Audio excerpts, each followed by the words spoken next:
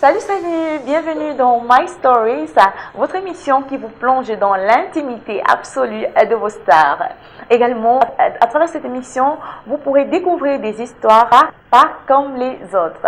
Mais pour le moment, aujourd'hui, nous recevons l'un des humoristes les plus talentueux, les plus drôles, mais également l'un des plus mignons de sa génération. Il s'agit tout simplement de Moustique, le charismatique, Moustique qui pique. Il va vous piquer aujourd'hui. Coucou Moustique. Salut, c'est petit événement. Après ça. Comment tu vas? Comment tu appelles? Non, attendez. Non, oui, ça va, chers téléspectateurs. Je suis content d'être là. Le décor est planté. Content d'être assis à côté d'une charmante présentatrice dans un confort comme celui-ci. Viens pas j'ai le photo ici chez moi. En plus, vous êtes chez moi, après me regarder. Ça fait plaisir. Ciao, ciao, ciao, ciao. Alors, à la maison, j'espère que vous êtes très bien installés. Vous voyez, je suis déjà en train de rire parce que Moustique, le charismatique, il est super, super drôle et il va vous entretenir avec beaucoup de blagues, voilà. Et vous pourrez également découvrir son petit jardin secret. Alors, pour le moment, entrons de plein pied dans l'émission avec l'alphabio de Moustique, le charismatique, et nous revenons juste après.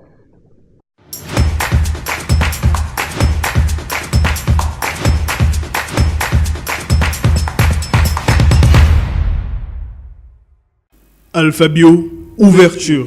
Au menu de cette séquence découverte, embarquons pour un voyage dans l'univers du théâtre. Nous faisons un clin d'œil à un humoriste de 3-7 qui est sans l'ombre d'un doute une lumière au sein de sa génération. D'un côté, il est connu pour son humour décalé, voire très assaisonné, et de l'autre pour son côté piquant, mais pas comme un piment. Je songe plutôt à un moustique. Mais contrairement à l'idée que vous avez de ces bestioles, et aussi surprenant que cela puisse être, celle-ci est tout à fait charmante et surtout très charismatique. Mélangez dans moustique et charismatitude et vous aurez la formule chimique d'une déferlante de rire et de bonne humeur. Et vu qu'on parle de celui qui est le vecteur du rire de 3-7 en ce moment, je vous propose qu'on décortique ensemble son nom pour voir ce qu'il renferme. La lettre M pour commencer représente son côté marrant. Il faut avouer que pour être drôle, notre guest n'a pas besoin de faire beaucoup d'efforts. Il a l'humour dans la peau, comme certains diront. Le O incarne son originalité. Pendant des années, on a cessé de critiquer la comédie camerounaise pour son goût assez fade. Moustique fait partie de cette génération miracle qui a su entrer dans la zone pour redonner du bon goût et de l'éclat à notre comédie grâce à son originalité sans borne. U comme unique, et croyez-moi, il l'est. Son humour singulier, ses jeux de mots rythmés et ses scénarios sans pareil font sa particularité. Ah oui, j'ai failli oublier son jeu d'acteur qui est, soit dit en passant, impressionnant. Généralement, celui-ci met en scène les membres du Moustiquaire. Il y a notamment l'épouse de Moustique, Super Obama Bikutsi, Tinto le Tintamar, et son Babacus, Papa Mvemba et Malo, peut-être un peu schizophrène au fond ce Moustique. Mais une chose est sûre, il parvient à rendre les fans accros à sa piqûre. On continue avec la lettre S, mise ici pour surprenant. Moustique en réalité est un artiste qui se fout de la complaisance. Bon, peut-être pas totalement aussi. Mais avant tout, il voudrait se faire plaisir à lui-même en faisant ce qu'il aime. Heureusement, ce qui lui plaît à lui plaît tout autant à son public. C'est la raison pour laquelle il n'a jamais peur d'oser, de se lâcher et de placer chaque fois la barre un peu plus haut. Vient ensuite la lettre T, comme dans ténacité. Pour ceux qui ne le savent pas, le Moustique tricolore a débuté sa carrière en offrant des petites représentations dans des kermesses de lycées et autres. Pourtant aujourd'hui, il compte parmi ces rares artistes camerounais à avoir foulé la scène du Marrakech du Rire. Une ascension longue, mais amplement méritée. À présent, le I comme dans indispensable. Le public de Moustique s'est entiché de lui à tel point qu'il ne peut plus s'en passer. C'est aussi un jeune intelligent qui essaie chaque jour d'inspirer d'autres personnes comme lui en innovant dans ce qu'il aime faire. Enfin le cas, parce que le succès a souri à notre Moustique national et il est devenu bien dodu. Et surtout, très charismatique.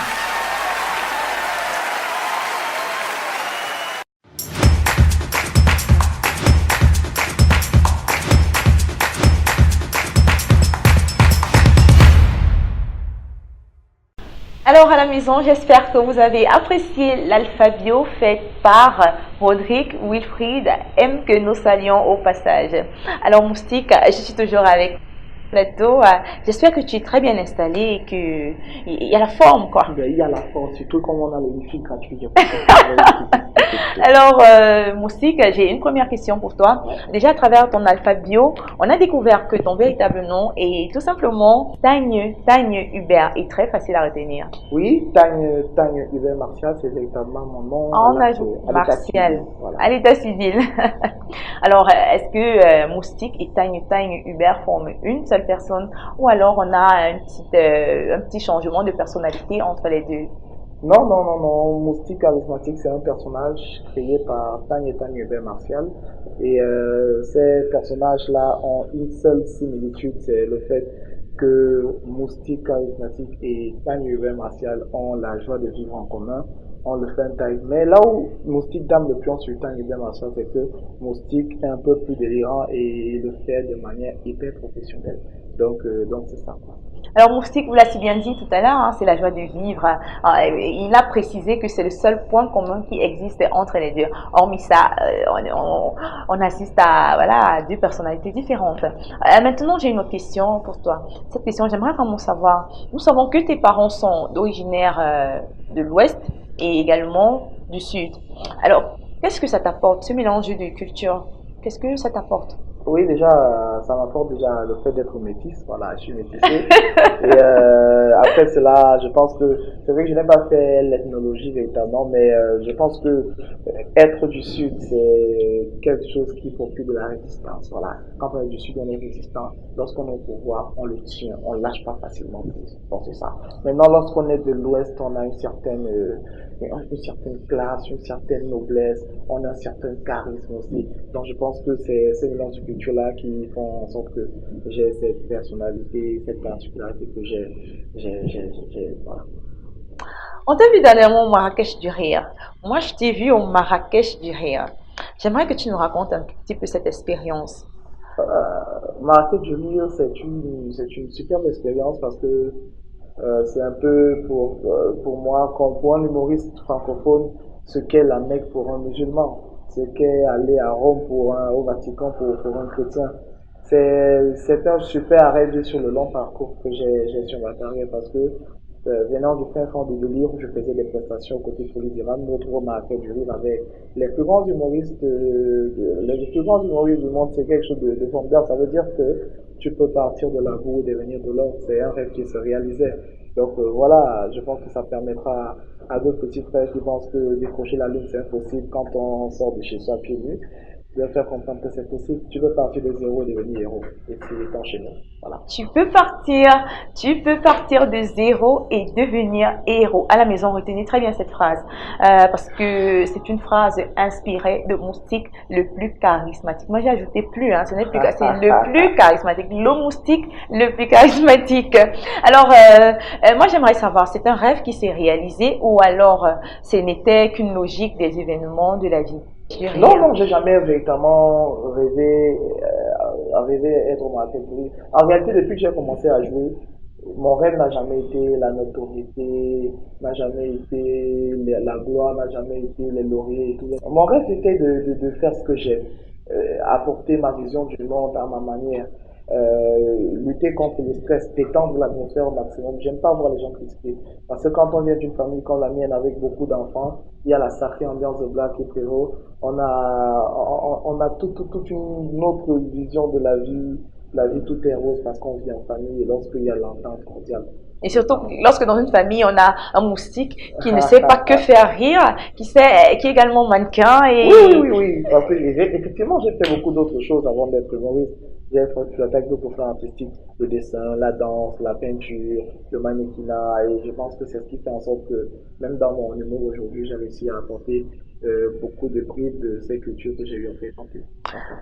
Alors, ce Moustique, il a plusieurs casquettes. Lui seul, il est mannequin, il est danseur, il est également Moustique parce qu'il pique et également il est plein d'humour. Vraiment, je pense qu'on va beaucoup se marrer aujourd'hui sur le plateau de My Stories. Alors, Moustique, pour moi, ta particularité et le fait que, en fait, c'est ce qui te différencie des autres humoristes, c'est que tu arrives à incarner 6 personnages différents. Mais comment tu fais ça?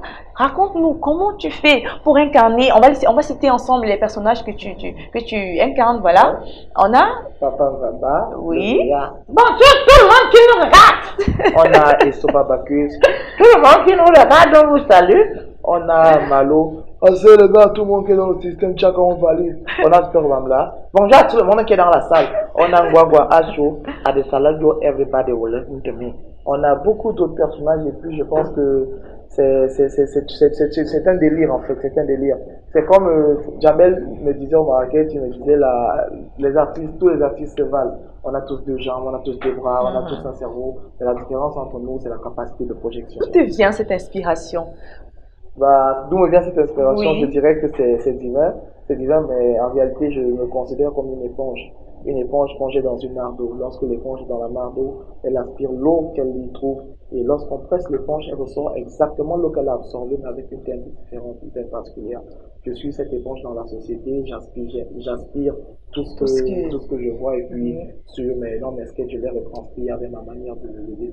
Ah, ça veut dire que, hormis ces 6 personnages, au fur et à mesure que le temps passe, nous aurons affaire à plusieurs autres personnages. Il y a Tento, par exemple, que les gars connaissent, mais qui Tentama, voilà. Il y a Tento qui est là, qui attend juste le bon moment, le bon timing que ma direction artistique donnera. Alors, est-ce qu'on peut appeler ta femme Super Obamla un instant? Est-ce qu'on peut l'appeler? Oui, bien sûr, si vous voulez bien. Ok. Ah, est-ce que tu peux l'appeler pour nous, s'il te plaît? Obamla, on t'appelle. Bonsoir à tout le monde qui est dans la salle. Vous m'appelez pourquoi? Hein? Vous là, vous pourrez l'émission, vous pourrez caméra, sans climatisation, moi, je ne passe pas sur n'importe quel écran.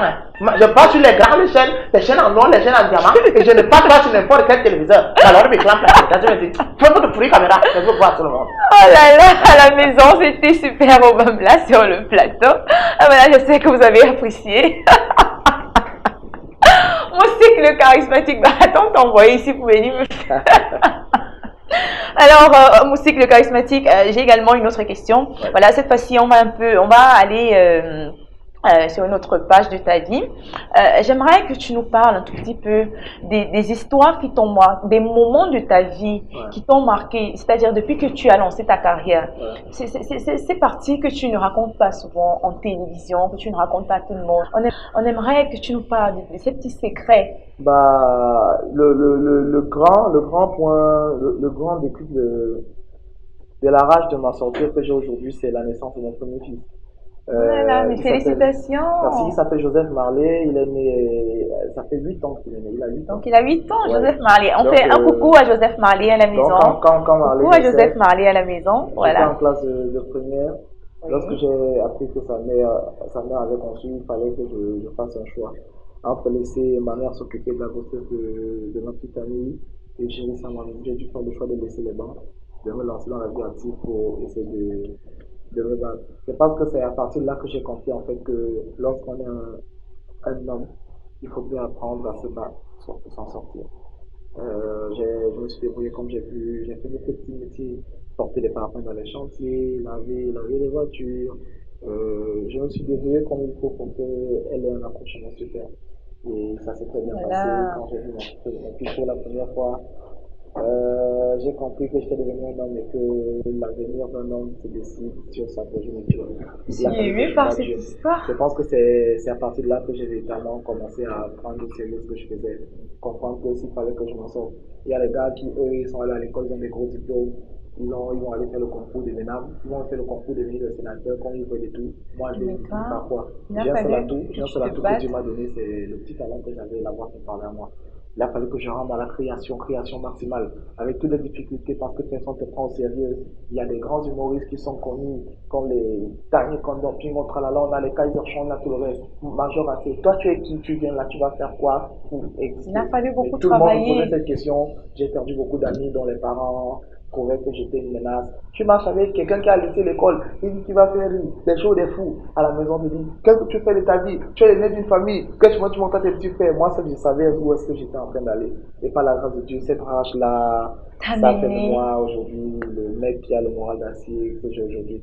Une manière encore de dire à mes gars qui regardent à la maison que l'homme a une pièce maîtresse, c'est son mental. Parce que lorsque tu as ton mental, tu as tout. Avec ton mental, tu peux avoir la clé et la solution à tous tes problèmes. C'est ça que j'appelle en fait le système Chakra, c'est la mentalité de guerrier. Maintenant, le 4K2, c'est la capacité que tu as à rester à 37 degrés face à toutes les situations que tu rencontres. Donc, lorsque je dis 4K2, c'est le 37 degrés, la maîtrise. Chakra, c'est la force guerrier que tu as. Aucune situation dans la vie ne doit te faire douter de toi. Parce que lorsque tu doutes de toi, une seconde, tu as 5 ans de retard sur ton succès. Moi, j'ai cru en moi malgré les difficultés. J'ai jamais douté. Aujourd'hui, ça m'a ouvert les grandes portes que j'ai réussi à ouvrir aujourd'hui. Et puis, je suis le charismatique que tu regardes à la maison. Oh là là, je suis tellement émue. Voilà, à la maison, nous remercions Moustique, le charismatique, qui a accepté de nous faire part de cette partie de lui qu'on ne connaissait vraiment pas. Oh, je suis vraiment touchée parce que c'est rare de voir des jeunes comme ça qui arrivent à faire des choix juste pour assumer une grossesse, par exemple. En plus, ce n'était que sa copine. Et alors aujourd'hui, ça permet d'entrer dans ta vie intime. Hein. Aujourd'hui, tu es free. Tranquille. Un cœur à prendre? Un cœur à prendre, non. J'ai eu la chance quand même que la vie n'a pas voulu que je fasse souffrir la même mon premier fils parce que ça a été difficile pour moi au départ. Et elle était trop belle pour souffrir dans mes bras. Elle a trouvé une carrière, elle vit par aujourd'hui. Moi aussi, ça m'a permis de rencontrer la magnifique, merveilleuse femme qui partage ma vie, qui m'a fait de magnifiques enfants, à qui je dis merci pour tout le soutien. De magnifiques enfants, de magnifiques enfants. Combien d'enfants? J'ai 3 enfants déjà. J'ai des jumeaux, un garçon et une fille de 9 ans. Et j'ai le grand garçon de 8 ans. Oh là là, félicitations. Il est papa, il a déjà 3 enfants. Donc malheureusement pour vous les filles à la maison, son cœur est déjà pris. Je crois que j'allais vous faciliter les choses, mais malheureusement, bon, pas malheureusement parce que c'est heureusement pour lui, mais malheureusement pour vous les filles. Bon, là j'ai pas trop le choix, il faut que je le dise. Félicitations à toi, Moustique. On attend seulement les dates du mariage, quoi. Non, le mariage arrivera. Moi je suis déjà marié dans ma tête, mais je pense que le mariage c'est un état d'esprit, c'est un mode de vie avant d'être ce que les Africains veulent nous embêter avec les papiers de la nourriture aux gens là. Alors, on va s'intéresser un tout petit peu à ton actualité. Quelle est ton actualité? Qu'est-ce que tu as en perspective à long terme, à court terme? La grosse perspective, déjà, c'est de réussir à mettre sur pied la boîte de production Moustiquaire qui est déjà là. On produit déjà Black Panther. Black Panther, c'est une série écrite par Moustiquaire, produite par Moustiquaire. Oui. Où on a Marilyn Evengue, que les gars connaissent plus sur le nom de Lopez, qui porte le rôle principal.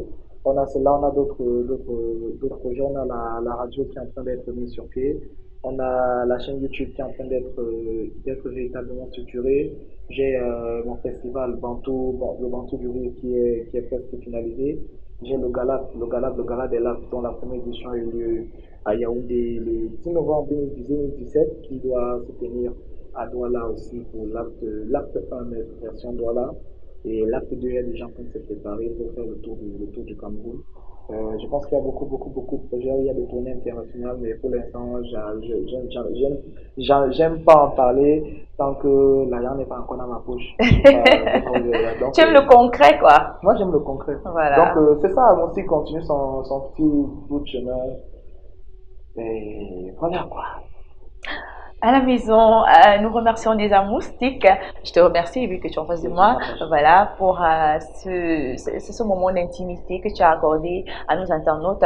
Alors, nous allons sortir de cet entretien avec la 3e rubrique qui consiste à suivre, à partager les histoires de nos internautes. Et je vous ai dit, ce n'est pas des histoires comme les autres. Ce sont des histoires très, très particulières. À tout de suite.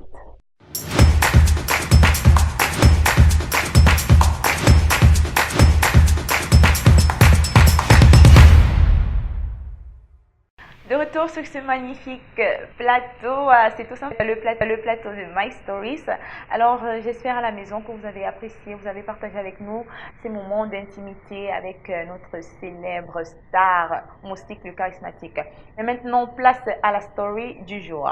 Alors, aujourd'hui, nous allons vous lire l'histoire d'une jeune Camerounaise âgée de 26 ans qui nous a contactés et dont je vais vous raconter la story. Salut Viviane Andrea, je m'appelle Léandra, je vis à Yaoundé dans une chambre tandis que ma maman vit dans notre maison familiale. Il y a quelques années, j'ai été victime d'une injustice que je n'ai jamais pu oublier.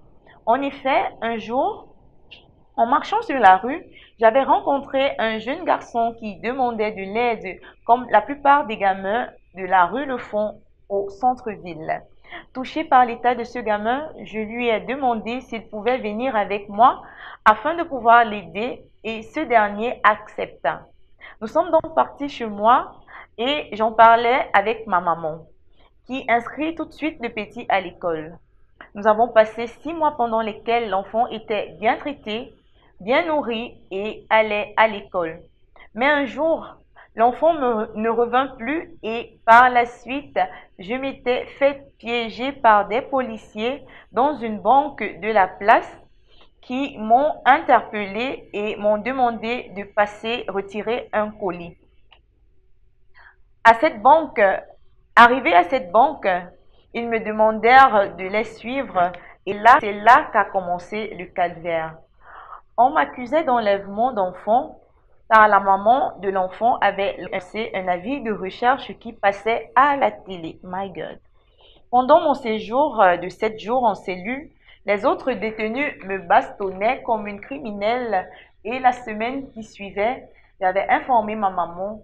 Celle-ci avait donc été obligée de payer une amende afin de me faire libérer. Aujourd'hui, bien qu'étant sortie de cet enfer, je n'ai jamais pu oublier cette scène tragique que j'ai vécue et j'ai peur d'aider un autre enfant de la rue, de peur d'être de nouveau maltraité. Que faire? Comment faire pour redevenir celle que je suis? Quelle triste histoire. Moustique le charismatique, qu'est-ce que tu penses de cette histoire? Mets-toi à la place de cette jeune fille, si ça avait été ta fille, une cousine, une proche, pourquoi pas toi? Qu'allais-tu faire? Bah, je pense qu'elle est juste victime de sa générosité, mais il faut jamais regretter d'avoir fait du bien à quelqu'un.